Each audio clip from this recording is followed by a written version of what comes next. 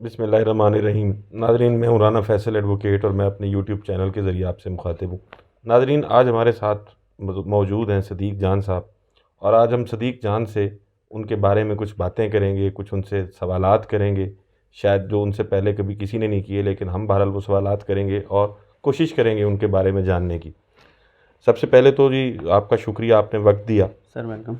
तो सदीक़ साहब, अपने बारे में बताइए, आप पैदा कहाँ हुए, तालीम कहाँ हासिल की आपने? सर पैदाइश तो मेरी मियाँ वाली की है। अच्छा। फिर बखर रहे और एफएससी जो है वो मुजफ्फरगढ़ से की। ठीक है। और फिर गोमल आ गए, वहाँ से फिर बहावलपुर चले गए और बहावलपुर से लाहौर, लाहौर से इस्लामाबाद। अच्छा, मतलब आपने काफ़ी यात्रा की है बस यहाँ तक पहुँचने से पहले।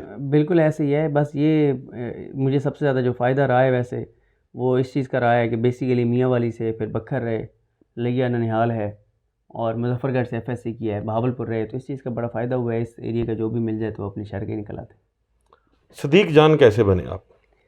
सर मेरा ख्याल है कि जो ज़्यादा एक हुआ, जो एक तारुफ सोशल मीडिया पे या मेन स्ट्रीम मीडिया में, वो हुआ जब कलास्टर साहब के साथ थे और आमिर मतीन साहब के साथ थे। तो वो टाइम था जब कलास्टर साहब और आमिर मतीन साहब ने कहा कि आप सुप्रीम कोर्ट जाएं, और पनामा का टाइम था जब इतना हाई प्रोफाइल जो है वो केस चल रहा था। और उस वक्त फिर ये हुआ कि उसके फ़ौरन बाद फिर साकिब निसार साहब आ गए। साकिब निसार साहब का दौर वो था जब पूरे पाकिस्तान की सियासत जो है वो एक तरह से कोर्ट रूम नंबर 1 के गिर्द घूम रही थी। बड़े बड़े मामला चल रहे थे, बड़े बड़े इशूज़। फिर नीचे ट्रायल चल रहा था मियाँ नवाज़ शरीफ का और मरीम नवाज़, इन सब का।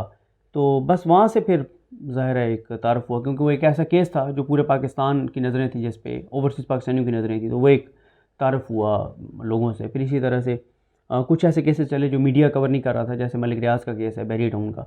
वो एक बहुत इंपॉर्टेंट केस आया था मलिक रियाज के हवाले से, बहरी टाउन कराची के हवाले से, पिंडी के हवाले से, वो भी जिसमें उनको जुर्माना भी हुआ था। जुर्माना भी हुआ था। तो इस तरह की जो चीज़ें हैं, इस तरह के जो केसेस हैं, वो फिर बताने शुरू किए। तो फिर ये नहीं अंदाज़ा था कि यूट्यूब पे इतने लोग यूट्यूब पे देखते हैं। फिर यूट्यूब पे जब आए तो इस तरह से लोगों के साथ जो है वो तारुफ हो गया। ठीक है। अच्छा, कहते हैं कि सहाफ़त जो है ये बड़ा एक मुश्किल पेशा है। इसमें बहुत सारी मुश्किलात का सामना करना पड़ता है, धमकियाँ भी मिलती हैं। आपको भी धमकियाँ मिली हैं? देखिए मेरा ख्याल है कि ये जो पिछले जो 10-11 माह रहे हैं ना, ये बड़े मुश्किल थे और मुश्किल हैं। और इस वक्त भी जो सूरत हाल है वो बड़ी जो है वो खौफनाक है। बड़ा मुश्किल है इस वक्त बहुत सी चीज़ों पर बात करना। और पिछले 10-11 माह में यानी वो चीज़ें हुई जो माजी में हमें उसकी मिसालें नहीं मिलती। मतलब आप तसव्वुर नहीं कर सकते कि जिस तरह से अरशद साहब वाला वाक़या हुआ कि यानी वो पाकिस्तान से चले गए और पाकिस्तान से जाने के बाद भी ये सारा कुछ हो सकता है, तो ये किसी के वहम गुमान में नहीं था। और फिर जिस तरह से साफ़ियों की गिरफ़्तारियाँ, ये सारी चीज़ें, और अभी भी मतलब बहुत खौफ की फ़िज़ा है। यानी आप कोई भी चीज़ लिखते हैं तो लिखते हुए आपको ये होता है कि बस शायद इसके बाद किसी वक्त भी कुछ दोस्त आएँ और आपको ले जाएँ। अच्छा, बहुत से लोग ये भी गुफ्तगू करते हैं, बहुत सारे सहाफ़ियों के मुतल्लिक एक लिफाफा सहाफ़ी की टर्म भी इस्तेमाल होती है। इसमें कुछ सदाकत है? ये लिफाफे मिलते हैं या देखें आपने कभी लिया? देखें मैंने तो नहीं लिया, लेकिन जितना एक बार वो चला था, एक खातून एंकर ने बताया कि मेरे बारे में कि मुझे कितने पैसे मिलते हैं, तो मैंने वो कहा डॉक्टर असलान खालिद को, मैंने कहा अगर इतने आप देना चाहते हैं तो बाकी मैं ले लूँगा। तो बात ये है सर कि ये होता है कि बहुत से लोग जो है ना वो बेनिफिशरी तो होते हैं मुख्तलिफ़ हुकूमतों के।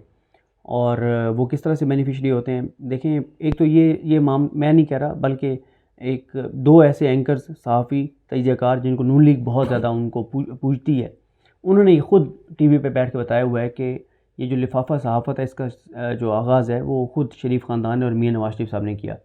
और मियाँ नवाज़ शरीफ साहब का मौक़िफ़ ये है कि जब उनको बताया जाता है कि ये फ़लाँ सहाफ़ी हमारा है, तो वो कहते हैं ये क्या हमसे लेता है, यानी कितने पैसे लेता है। वो कहते हैं नहीं, पैसे नहीं लेता। मियाँ साहब कहते हैं फिर ये हमारा नहीं हो सकता।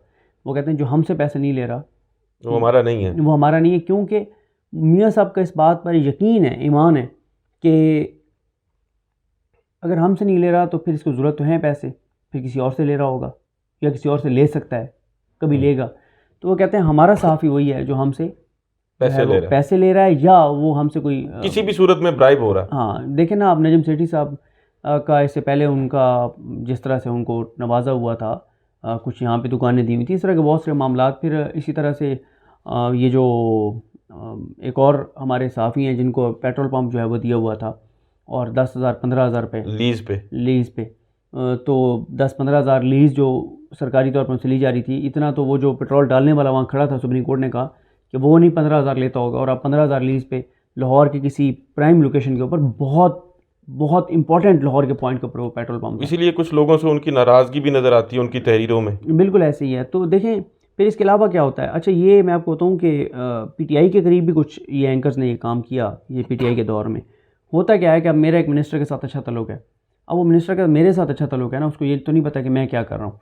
तो बहुत से लोगों ने इस पीटीआई के दौर में भी ये किया कि उन्होंने कुछ लोगों से पैसे लिए और जिनके काम को रुके हुए थे, कोई इनका ज़मीनों का मामला ये वो, तो किसी को कहा कि यार ये मेरे अजीज़ हैं तो उनका मामला करवा दें। ये तो नहीं पता था कि वो अजीज़ नहीं है बल्कि पैसे पकड़े हुए हैं। तो ये भी एक तरीका होता है पैसे कमाने का। अभी जैसे आजकल का सीज़न चल रहा है कि बहुत से लोग कहते हैं टिकट ले दें। अच्छा, टिकटों का भी सीज़न चल रहा है। लेकिन वो तो खान साहब की हद तक तो बात उन्होंने क्लियर कर दी कि मैं फ़ैसला खुद करूँगा। देखिए रोल फिर भी होता है, रोल इस तरह से होता है कि आप जाके और उनका माइंड बना सकते हैं खान साहब का या उनके लोगों का जिन्होंने वो टिकट देने हैं। तो आजकल ये सीज़न चल रहा है कि टिकट ले दें और इतने पैसे ले लें। अच्छा, एक चीज़ है कि जो सहाफ़ी हज़रात होते हैं उन्होंने एक सेल्फ़ इम्पोज्ड कुछ रेस्ट्रिक्शंस भी होती हैं। जो सहाफ़ती ज़ाब्ता इखलाक है उसमें भी है कि आपने बाइस्ड नहीं होना और आपने मतलब ऐसी गुफ्तगू नहीं करनी जिसमें जानिबदारी हो, और अल्फाज जो हैं वो भी बड़े मोहतात इस्तेमाल करने पड़ते हैं। आपको हमने देखा है जब आप टॉक शोज़ में बैठे होते हैं, तज़कियत कर रहे होते हैं, और आपके जो वीलॉग्स हैं आप बहुत ज़्यादा ब्लंट है। इसकी वजह क्या, या तो किसी की कोई छत्र छाया में है, या ये अंदर से है दलेरी, इसकी वजह बताएं। मैं ये समझता हूँ कि हम भी ज़ाहिर है इस माशरे का हिस्सा हैं, नज़र आ रही हैं चीज़ें, और बहुत सारी चीज़ें जब हम देखते हैं तो वो रिएक्ट करता है इंसान। एक शायरी भी तो है ना सारी चीज़ों के। बाकी मैं अक्सर ये बात कहता हूँ जो हमें कहते हैं कि यार पता नहीं हमारे अल्फाज बहुत सख्त होते हैं, और उन लोगों से जब हम पूछते हैं अच्छा आप बताएं आप किसको गैर जानिबदार या बड़ा पसंद करते हैं, तो जिनके वो नाम लेते हैं ना उनको और हमारा कंपैरिजन कर लें, वो किस तरह के अल्फाज और क्या क्या चीज़ें करते हैं, और फिर आप हमें भी देख लें। हम तो फिर भी बहुत सारी 70% तो मेरी वीडियोज़ जो होती हैं वो कोर्ट प्रोसीडिंग के ऊपर होती हैं कि जज ने ये कहा, वकील ने ये कहा, वो कोर्ट प्रोसीडिंग के ऊपर होती हैं।